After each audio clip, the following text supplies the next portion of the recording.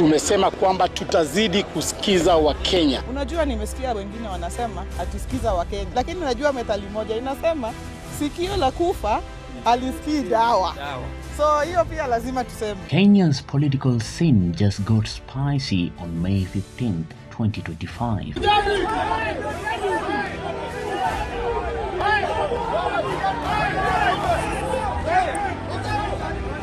Regarding Gashagua's Democracy for Citizen Party launch in Nairobi turned into absolute chaos. Think gunshots, angry crowds, and total mayhem.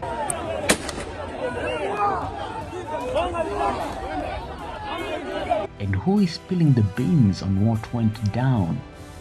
None other than Interior Cabinet Secretary Murkomen. Today, we are diving into his shocking revelations and unpacking the drama. Let us start with the man of the hour, Interior Cabinet Secretary Murkomen. As a country, we subscribe to the principles of democracy. And in democracy, as a national security team, He didn't hold back when he addressed the chaos at Gashagua's DCP launch. According to Murkomen, the whole mess boiled down to one thing: money, or the lack of it. He says internal disputes over unpaid supporter allowances sparked the chaos. Yes, you heard that right. People showed up expecting cash, and when it didn't come through, things got ugly first. Preliminary also investigation indicate that some of the supporters who were invited to come for this function were expecting to be paid some amount, and as a result of fighting over those resources, there was a melee which unfortunately led to some kind of a stampede. And unfortunately, we hear that some of the journalists who were there to cover the event were also caught in the melee. Murkomen's statement is trending all over social media platforms, and it's got Kenyans buzzing. But there's more to this story, so let's break it down. So, what exactly went down on May 15th? Picture this. Nairobi is buzzing, and Rigathi Gachagua, the former deputy president, is launching his Democracy for Citizen Party, or DCP. The crowd is hyped, flags are waving. It is supposed to be a game-changing moment for Gashagua's political comeback. But then, it all falls apart.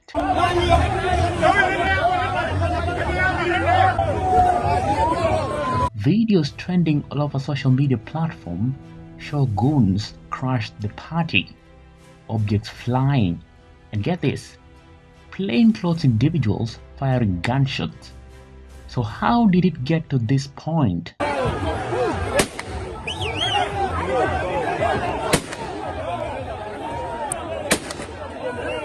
Back to Murkomen's big reveal on the unpaid allowances. In Kenyan politics, it's not a secret that some supporters get paid to show up at rallies. Think transport, food, or a little cash for their time. Murkomen claims Gashagua's team promised these payments but didn't deliver, or at least delay them. When supporters realized the money wasn't coming, tempers flared, and what started as a disagreement turned into a full-on melee.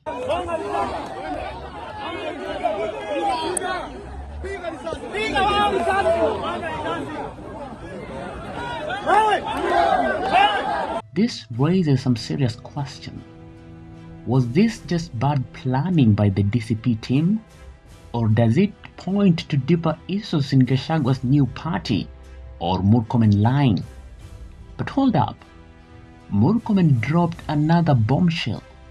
He says Gashagua's team didn't even bother to notify the National Police Service about the event. In a city like Nairobi where big crowds can get heated up, that's a massive oversight. Without police coordination, there was no proper security plan in place. When the chaos erupted, there were no officers to manage the situation. Murkomen's calling these a huge lapse. Unfortunately, I wasn't aware. But the report that has come from National Police Service is that the fight was around the resources the supporters were expecting and the absence of proper coverage by the police because there was no proper notification about this public event. Nobody knew it, I didn't know it, and the National Police Service were not notified. So, and in going forward, all political actors, regardless of their political affiliations, should notify the National Police Service about public events so that we can give proper security and proper coverage. Now, let's talk about these gunshots. Video on social media platform showed plainclothes individuals firing in the air to disperse the crowd. Who were these people? Were they private security, part of Gashagua's team, or something else entirely? Murkomen says investigations are underway to figure out who they were and why they were armed. He has promised swift action to hold those responsible accountable. This part of the story has Kenyans on edge, wondering about the safety of political events and what these probes will uncover. And some people in civilian clothes drew their